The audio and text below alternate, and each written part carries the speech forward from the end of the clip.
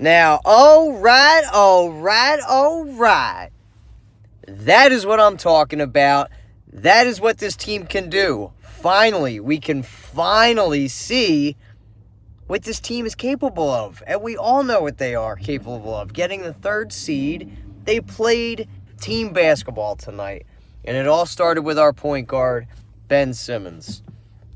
Now, do we still have to clean some stuff up? Yes, absolutely. But we played more physical, I thought, tonight. They were still getting beat off the dribble with the pick and roll. Is still a little bit of an issue, but he was aggressive tonight. Ben Simmons gets his playoff triple-double. I don't think it was his first. I can't remember if he got one last year. But the team absolutely ignited in the 3rd quarter. Exploded. They blew their whole load. The money shot in the 3rd quarter, tying a playoff high of 51 points. I mean, decimated them. Decimated them with that. And they didn't take their foot off their throat. They didn't take their foot off the gas. Now, I do have an issue with Brett Brown emptying the bench in the 4th quarter with 10 minutes to go. Even though we were up 31 at that point, we've all seen huge leads like that dissipate. But it seemed like Brooklyn kind of was waving their white flag because he emptied his bench too. Kenny Atkinson did. And I didn't like to see, this is just minor stuff, I'm just picking, but the bench wasn't bleeding the play clock. They were still shooting it with 15, 16 seconds left in the shot clock, which I didn't like seeing either. They were pushing the pace. Like, you got to really bleed that clock and waste as much time as possible. You don't want to speed things up and get them into a flow to get them back into the game. Simmons was aggressive tonight. I like seeing that. I saw him more in the posts than we did in the first game, and that's what you really have to do, in my opinion, to get him, because if not, because he doesn't shoot, because he refuses to, it makes more sense for him to work off the block down there because of his ability to be able to pass, but because of his sheer size, okay? So I like what I saw out of Ben Simmons. He's got to continue to do that, and if you guys don't think those boos woke that team up, that is what Philadelphia does, okay? That is what this fan base does. When you don't perform right and you don't play up to your abilities, you're going to hear it. Now, I didn't like hearing what I heard out of Ben Simmons. His initial reaction was stay on that side if you're a Sixers fan with booing. And then he was just kind of doing some PR and putting out the fires by saying, oh, I love Philly, blah, blah, blah. I thought his first reaction and his true reaction was he was pissed off about the boos. Well, you're only going to put up 9 points, but whatever. Who cares? He came out aggressive. He didn't disappear like Casper. He was involved. He was aggressive. He was going to the basket. I still like to see him be more aggressive because he still looked like he didn't want to get contacted, and that's definitely got to change. But we survived, okay? So now we want to at least take one. We're going to go up to Brooklyn. I hope we can take one up there.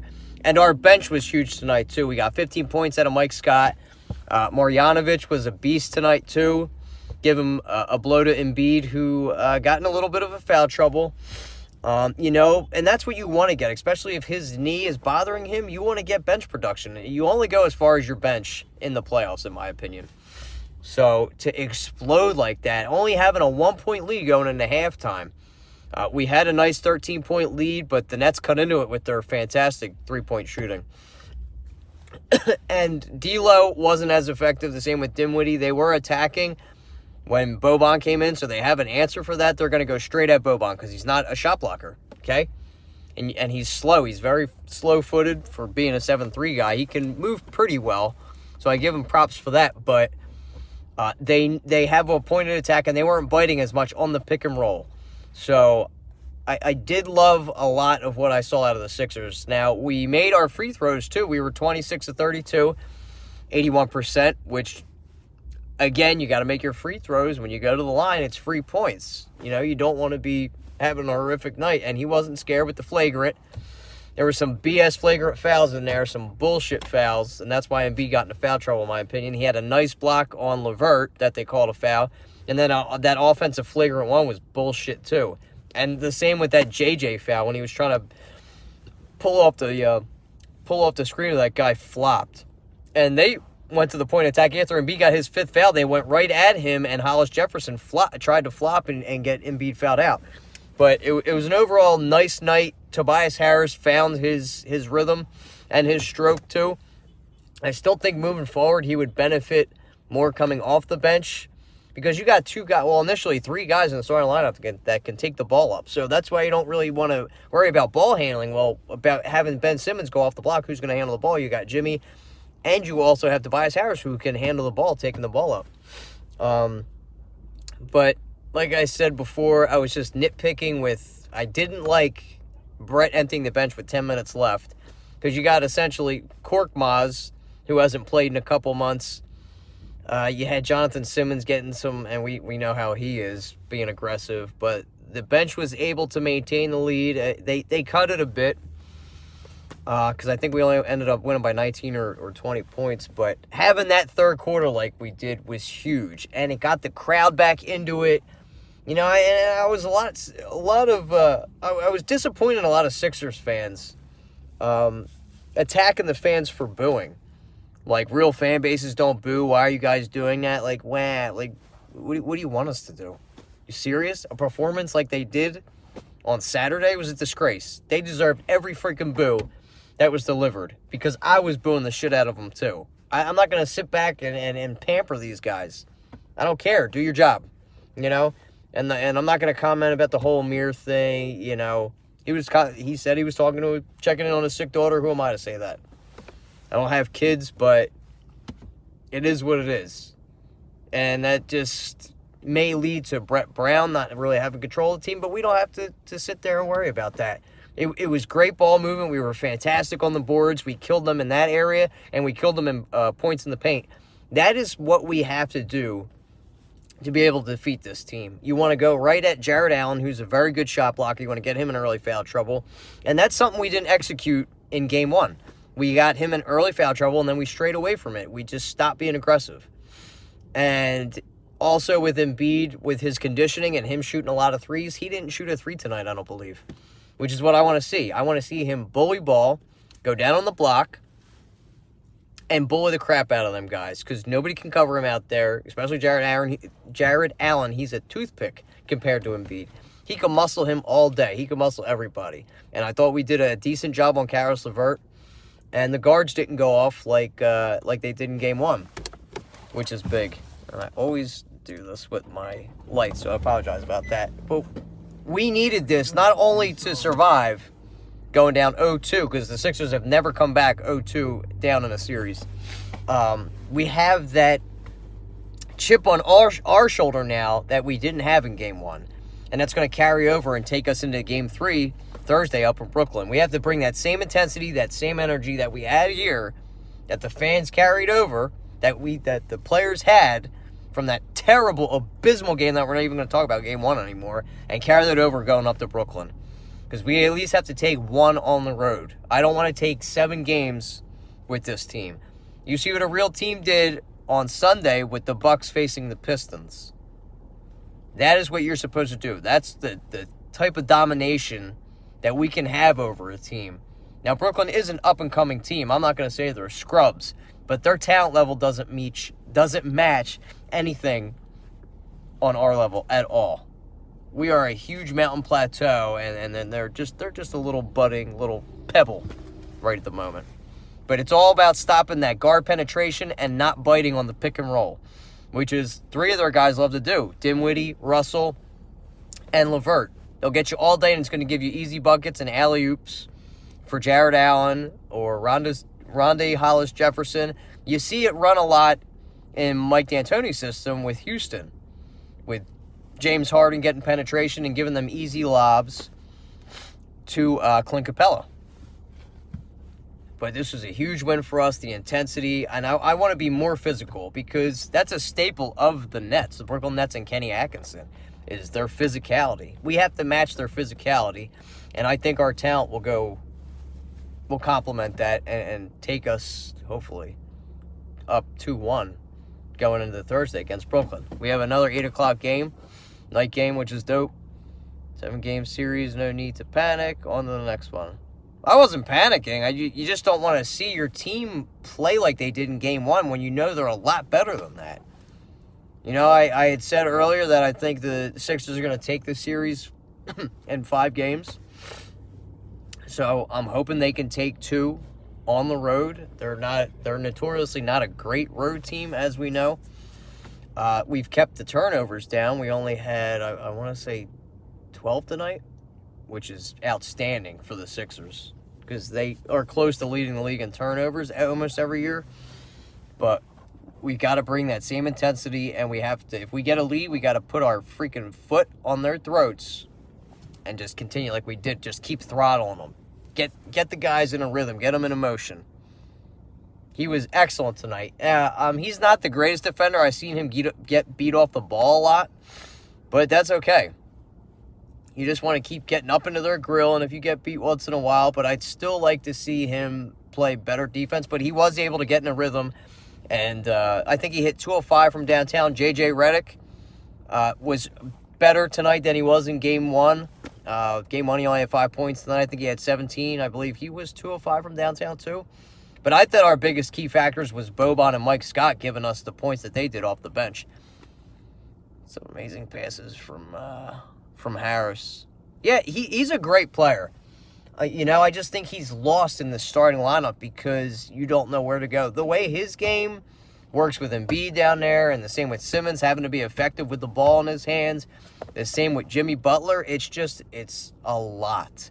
None of them are all pure, straight-up shooters, other than J.J. Redick. But they have to have the ball in their hand. Well, Tobias doesn't, but I feel like Jimmy does to be effective. Definitely Ben Simmons. And then you got Embiid down on the block. But I would like, and I said this before, I would like Ben to really work more out of the post because of his ability to pass out of double teams. If they do double him, you want your best passer to be out there to be able to rocket a shot to Tobias or JJ to hit an open 3. Or with Embiid, you know, not go all the way out to the 3-point line because you need Simmons to work down there on the block. But, you know, in that 10 to 15-foot range, because that's where Embiid's at his best. He's a face-up shooter. That's what he wants to do. He falls in love with the 3 sometimes, a little more so than he should. But that has a lot to do with his injuries and not wanting to go down and play bully ball all the time and his stamina. That's why you see him fall in love with the 3 too much. But if you have him around that 10 to 15-foot area where he can spot up and shoot, that's where he's going to do his most damage and his best work. But when you have Ben Simmons on the block, that is. Scott brings toughness, and when he's on, he's a very streaky shooter. But in Game 1, he wasn't hitting nothing. He couldn't hit the broadside of a barn. And tonight, he was able to hit some big threes to get the offense going. We weren't great from downtown. We were way better than we were in the first game. We hit 9 as opposed to 3 for 25. But getting to the free throw line and knocking down our foul shots was the biggest, and the bench play. And I want to see Zaire Smith get more minutes. Because I would rather see him get the minutes over, let's say, the Jonathan Simmons. And his rotation was really, really odd tonight. And luckily the bench was able to maintain that lead and not take their foot off the gas. But I thought they should have used game time discretion and not rush their shots and push the tempo like they were. So I wanted them to bleed the clock. And they were shooting with like 15, 16 seconds in the shot clock. No. The clock is your friend at this point. We're not trying to, keep it going up and down with that up tempo. But 51 points. Amazing. Best quarter I've seen since I've been a season ticket holder. And that's 5 years now. D'Lo was hot early, and they were able to put Jimmy on him. I saw Ben Simmons on him earlier. So Brett did make a little bit of an adjustment there, not having TJ in there a lot of the times, guarding him, and the same with JJ. Now, JJ is going to get beat because he can't guard a glass of water. But, that's where you got to mask his inefficiencies and put your better defenders on those 2 guards. If the wings are going to beat you, okay. But their best players are Dinwiddie and D'Lo at this point. And shutting them down Best way. You just cannot bite on that freaking pick and roll. And we did it a couple times, but not as much as we did. There weren't guys just walking down the lane and getting those easy buckets. We matched it. We beat them in points in the paint, 62-48. We killed them on the boards. I think we out-rebounded them by at least 12 boards.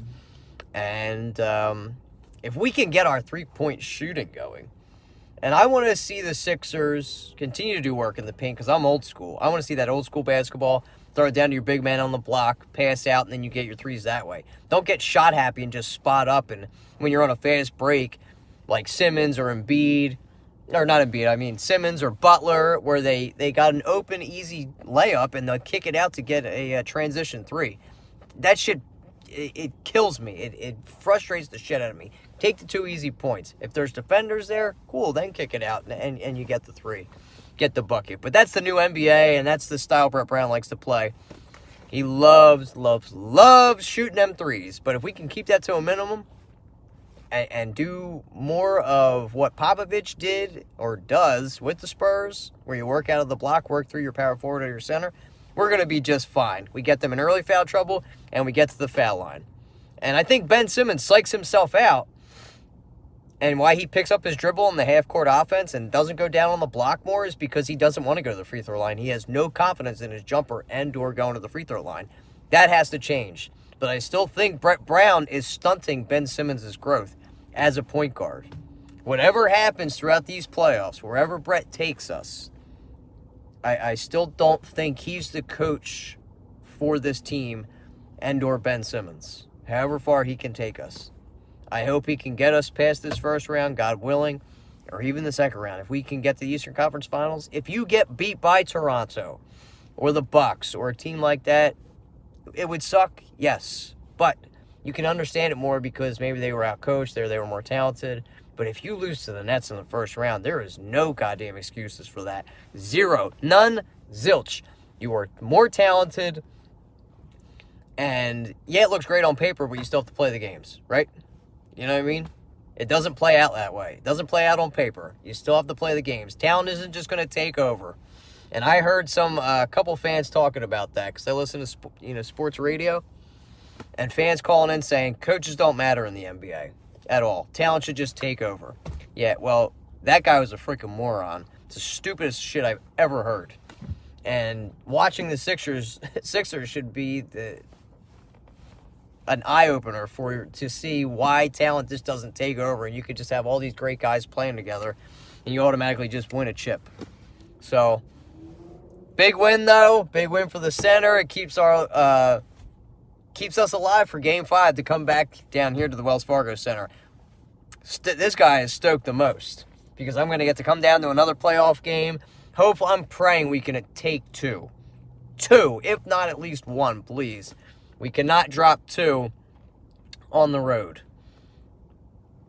But this win is going to help them propel that energy and hopefully get those wins. So we will find out Thursday at 8 o'clock, Brooklyn. We had some corny-ass Brooklyn fans here. We scared them out of there real quick. Very mouthy, annoying. Very mouthy and annoying fans. Typical of New Yorkers, right? You know? Typical. Talking shit. Hitting, spitting on people down here. It was a disgrace. Let's go home. Go home to Brooklyn. I didn't even know Brooklyn had fans. You're like cockroaches. You come out after a nuclear bomb drops because the abomination that your team is. Ugh. Like after much needed win for the Sixers. Yeah, definitely. Definitely was Cowboys X Factor, for sure. But we got to bring that intensity on the road. Got to bring that intensity. And Brett Brown cannot be bullheaded and be like Chip Kelly and just be convinced that his system is going to work. You have to make adjustments in sports. It's one thing that Chip Kelly fell victim to. And Brett Brown looked like it in last year's playoff series. It worked against the Heat. Didn't work against the Celtics. Then he brought it in game 1. Didn't work. You got to change stuff. I'd still like to see us do a little bit more up-tempo when Embiid's not out. And I still think Greg Monroe should get a little bit more playing time because he brings an offensive set closer to what Embiid could bring on the post, and he's a very good rebounder. It's about matchups. You know, Boban is great with his size, and if his shot, he's got a nice touch around the basket. But he's very slow-footed, and Brooklyn knows right how to get to him. And they got a nice 8-0 swing when we did go off in that third quarter. When we were up, I think, before we were up 32, I think we were up 26. But, you know, Brett had to call a quick timeout, which I liked seeing that too. So, credit to the team, credit to Brett Brown for bringing it. I think they heard us booing them. If you guys were booing them at home from the TV, or if you guys were down here at the center booing them, I think that really lit a fire up under their asses. And that's what Philly's going to do for you, baby. All right, Kyle Gaffner with the Bitter Birds. Tune in, 8 o'clock, Thursday, up in New York, Brooklyn, New York. Sixers take on the Nets. Let's see if we can take a 2-1 series lead, baby. Let's go. Sixers! Peace.